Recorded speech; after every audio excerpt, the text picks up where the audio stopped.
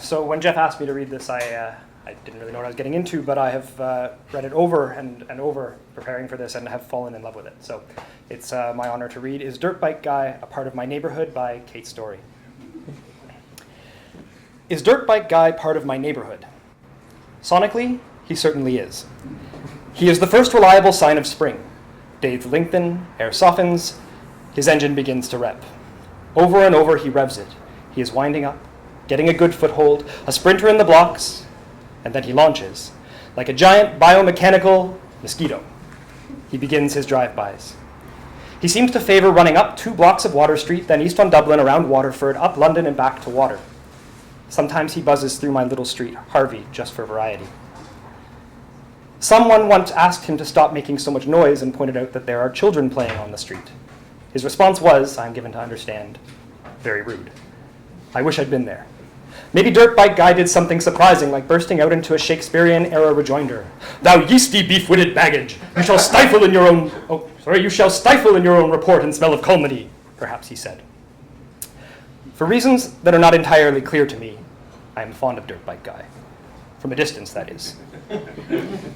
I have never spoken to him and likely never will. I live in a neighborhood poised to seize on a historical designation. The neighborhood is called, in this context, Dixon Mills. Shortly after I moved here, I was told the place was called the Goose Pond Annex. This mystified me, chiefly because the environs possessed neither geese nor a pond. The appellation coincided with a person putting her house on the market for the then unheard of price, and I suspected the name was selected to give the neighborhood class.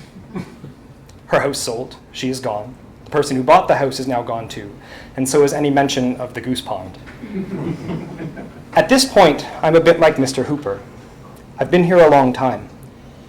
However, I have not been here nearly as long as the sweet gentleman with the black cowboy hat who rents just up from me, and I don't even have a patch on A and his mother across the road, who now cohabitate with some cousins, small dogs, and a large truck.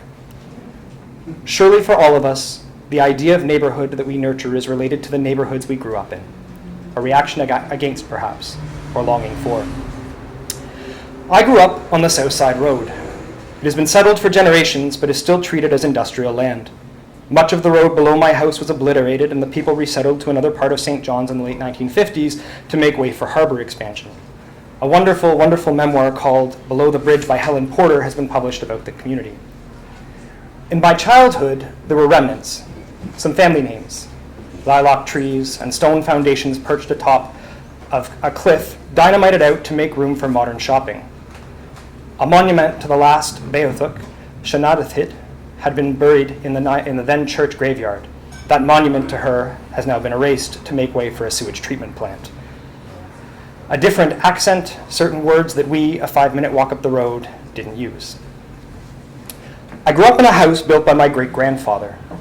I always knew this. It was important. The house is plain but big. There is another big house down the road where my little friend Elle lived with her mother and siblings. Her father was a fisherman and had been lost at sea. And that house, too, I was told, was built by my great-grandfather. I had to be told this over and over. The information wouldn't stick. The cognitive dissonance created by the contrast between our relatively quiet middle-class life, my father was a university professor, and Elle's large, sprawling, yelling family, and the hole in the corner of the kitchen floor and the missing third step and rotting eaves and the leak in the roof wouldn't let the information stick. And Elle's home was palatial compared to that of my little friend B, whose family perched uneasily on the second floor because the main level was missing a considerable portion of the floorboards, and there were rats, large ones, with orange teeth. I saw them. B poked at them with a stick and we ran away. I grew up knowing that being middle class was weird, an unusual category. There was something vaguely shameful about it. I hadn't done anything to deserve my own room and books and piano and ballet lessons and quiet. I just had those things. We all played together relatively happily, by which I mean the usual mix of bullying and joy that characterizes early childhood friendships, until we went to school. That great education in class. I can't really think about neighborhood without thinking about class.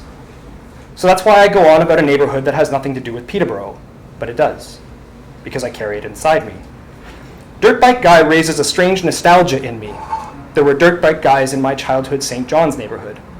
And cars were perpetually being worked on engines, and broken glass, and industrial traffic that killed one after another most of our cats. It's a big place with big skies, a hard place, a wonderful place. I like where I live now. It's close to downtown but quiet. It's near the London Street footbridge and the river. It's small and sweet, and people more or less know each other. I feel that if I were to fall down in the road, sooner or later someone would scrape me up and bring me home. But there is something uneasy in the idea of neighborhood. Seeing neighborhood is one thing. People, pets, gardens, houses. It's a sunny day as I write this. It's very pretty. When we see things, we mostly feel as if we're choosing to see, choosing what we see. Sound is different. Sound imposes itself upon us. An utterly fantastic documentary feature, Hark, by Chris Brooks, www.batteryradio.com, yes, he's a Newfoundlander, explores sound in Elizabethan England and sound now. He points out the invasive nature of sound and the way in which contemporary soundscapes have become flattened, if you will. Traffic, music from speakers, airplanes, lawnmowers, etc. dominate. Singular sounds and natural sounds have become more difficult to perceive in everyday life. He asked the question, in your neighborhood, how many sounds could you identify with complete context? Back in the day, perhaps, one would have been able to identify most sounds, know who that was and what it meant. Now, well, in the Dixon Goose Mill Pond Annex, actually, I can identify most sounds. It's nice. Except the lawnmowers. Those are ubiquitous, random, constant, and impersonal. Sound is the membrane between the inner private life of the house or apartment and the outer life of hellos and chats and people and putting up with inconveniently timed parties and incessant lawn mowing and barking dogs, and very, very occasionally you will hear something from inside another house. A fight. People making love. Or the police get called. An ambulance arrives. You hear someone has died. Doesn't get more personal than that. Of course, it's not only sound. Most people in my neighborhood, Dirtbike guy possibly accepted, are quite polite and kind to each other. But neighborhood can still rub. Face-to-face encounters, walking down the road, over a fence, are strangely intimate. Encounters can serve to suggest ways in which we could all be more alike. Someone makes a personal remark about the contents of your recycling bin, or assumes that every roommate you've ever had is a lover, or assumes you don't want low-income housing in the neighborhood, and tries to get you to sign a petition that mentions how we don't want PCAP to get a hold of this. My friends run PCAP, I said. Oh, the petition clutcher said. She's gone now.